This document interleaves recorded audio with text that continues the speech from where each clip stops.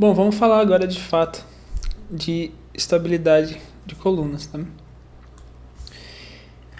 Lembrando que eu tinha mencionado um problema de que quando a gente tem uma coluna sob compressão,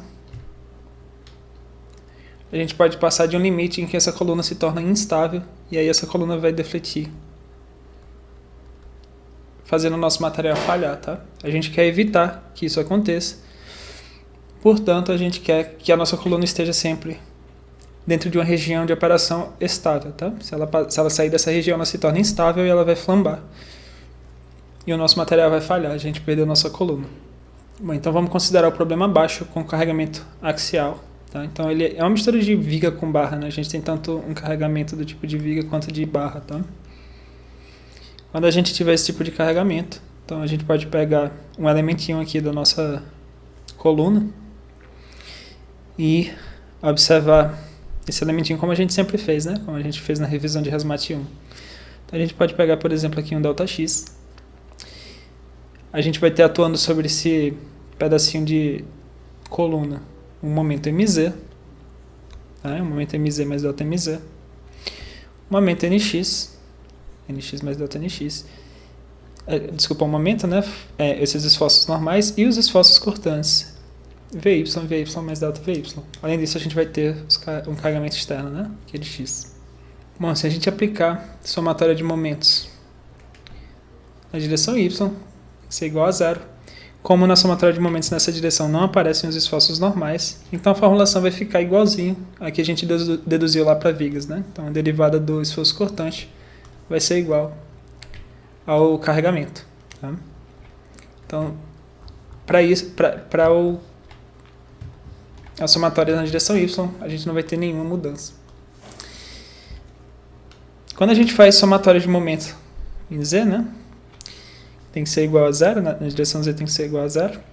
Dá até para melhorar isso aqui. Tipo, que MZ normalmente a gente chama um momento fletor, né? A gente pode dizer, talvez, assim, né? Na direção Z. No ponto A. Bom, se a gente fizer isso, então, a gente vai ter agora V de Y mais ΔV de Y menos NX vezes ΔV, né? Lembrando que V é a flecha da nossa viga, então ΔV vai ser a diferença entre o V nesse ponto e nesse ponto.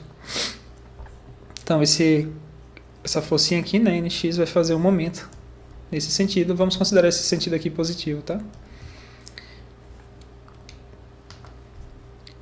Mais Q de X vezes ΔX, né, que é uma força que vai atuar no centro desse elemento. Então, ele vai fazer um braço de momento aqui, ΔX sobre 2. Então, seria Q de X ΔX vezes ΔX sobre 2, que dá ΔX ao quadrado. A gente está fazendo um momento em relação a esse ponto A, né? Então, não precisa considerar esse carinha e nem esse carinha aqui. Então, a gente vai somar o MZ e vai subtrair o MZ mais ΔMZ. Fazendo o ΔX tendendo a zero e simplificando a expressão, a gente vai cair com nessa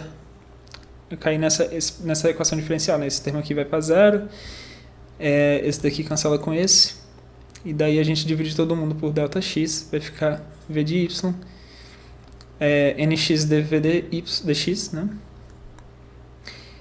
E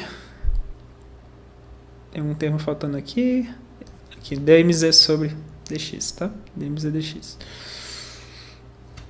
Daí a gente derivando todo mundo aqui, né? Esse carinha aqui vai ficar ao quadrado, e esse carinha aqui vai ser dvy dx. E a gente já viu, né, que dvy dx aqui é de x. Então a nossa equação diferencial vai ser esse carinha aqui. Lembre que a gente tem essa expressão aqui, né? Que foi assumindo algumas hipóteses, a gente chegou nessa expressão para relacionar o momento fletor com a flecha de uma viga.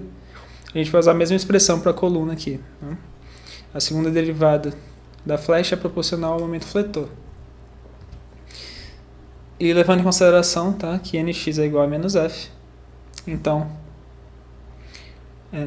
porque a gente tem um fzinho comprimindo aqui, né, nessa direção. Então, considerando que nx é igual a menos f, e fazendo q de x igual a zero, tá, fazendo o nosso carregamento ser zero, porque normalmente em aplicações de coluna,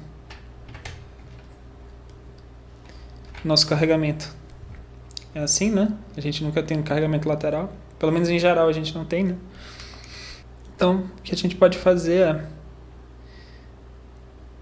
a gente faz esse carinha aqui igual a zero, e o mz vai ser a segunda derivada, vai ser EI vezes a segunda derivada de dv dx ao quadrado, né? Então esse carinha aqui vai resultar uma derivada quarta, se a gente substituir nessa equação diferencial. Então a gente vai obter essa expressão aqui, tá? Sendo que essa expressão vem daqui, né? Que é justamente o que eu falei, você pega essa equaçãozinha aqui e substitui aqui. E a gente define lambda ao quadrado como f sobre EI. Então, se a gente dividir os dois lados aqui por EI e EI, então esse ladinho aqui fica 1, né? Então aqui a gente tem 1. E aqui a gente vai ter lambda ao quadrado que a gente definiu como f sobre EI. Esse lambda ao quadrado aqui não vai ter nada de muito especial por enquanto, tá? É só uma maneira de a gente facilitar a maneira como a gente escreve a nossa equação diferencial. E quando a gente for propor uma solução para essa equação diferencial, a gente tem uma expressão assim, né, com lambda ao quadrado, vai facilitar a nossa vida.